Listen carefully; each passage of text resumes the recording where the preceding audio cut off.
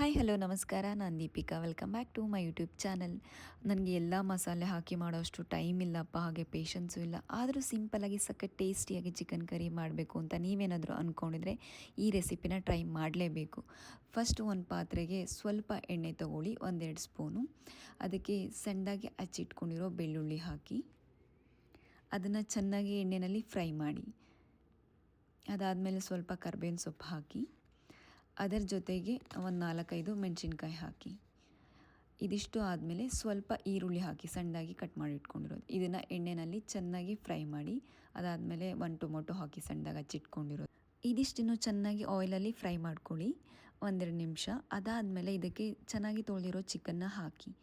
Chicken ಹಾಕಾದ್ಮೇಲೆ ಒಂದು ಅರ್ಧ ಸ್ಪೂನು ಅರಿಶಿನ ಹಾಕಿ ಚೆನ್ನಾಗಿ ಮಿಕ್ಸ್ ಮಾಡಿ. ಹಾಗೆ ಇದಕ್ಕೆ ರುಚಿಗೆ ಎಷ್ಟು ಬೇಕೋ ಅಷ್ಟು ನೋಡಿಕೊಂಡು ಉಪ್ಪು ಹಾಕ್ಕೊಳ್ಳಿ. ಇದಿಷ್ಟು ಹಾಕಾದ್ಮೇಲೆ ಚೆನ್ನಾಗಿ ಮಿಕ್ಸ್ ಮಾಡ್ಕೊಳ್ಳಿ.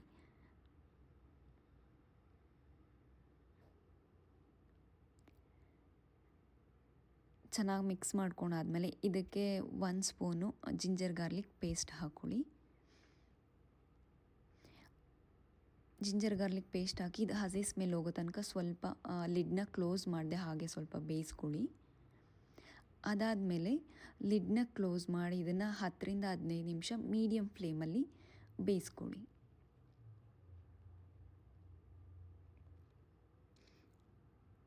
ಹದಿನೈದು ನಿಮಿಷ ಆದಮೇಲೆ ಚೆನ್ನಾಗಿ ಮಿಕ್ಸ್ ಮಾಡಿಕೊಂಡು ಅದಕ್ಕೆ 1 spoon garam masala, 1 spoon chilli powder ಹಾಕ್ಕೊಳ್ಳಿ. ಚೆನ್ನಾಗಿ ಮಿಕ್ಸ್ ಮಾಡ್ಕೊಳ್ಳಿ. ನಿಮಗೆ ಇನ್ನೂ ಖಾರ ಬೇಕು ಅಂತಂದರೆ ಚಿಲ್ಲಿ ಪೌಡರ್ ಇನ್ನೂ ಜಾಸ್ತಿ ಹಾಕ್ಕೊಳ್ಳಿ. ಮಿಕ್ಸ್ ಮಾಡ್ಕೊಂಡಾದ್ಮೇಲೆ ಸಣ್ಣದಾಗಿ ಹಚ್ಚಿಟ್ಕೊಂಡಿರೋ ಸ್ವಲ್ಪ ಪುದೀನ ಹಾಕಿ. ಅದಾದಮೇಲೆ ಸ್ವಲ್ಪ ಕೊತ್ತಂಬರಿ ಸೊಪ್ಪು ಹಾಕಿ. ಹಾಗೆ ತೆಂಗಿನಕಾಯಿ ತುರ್ಕೊಂಡಿರೋದು ಹಾಕಿ. ಬೇಕಂದರೆ ಹಾಕಿ, ಇಲ್ಲ ಅಂತಂದರೆ ಬೇಡ, ಆಪ್ಷನಲ್ಲು. ಚೆನ್ನಾಗಿ ಮಿಕ್ಸ್ ಮಾಡ್ಕೊಳ್ಳಿ.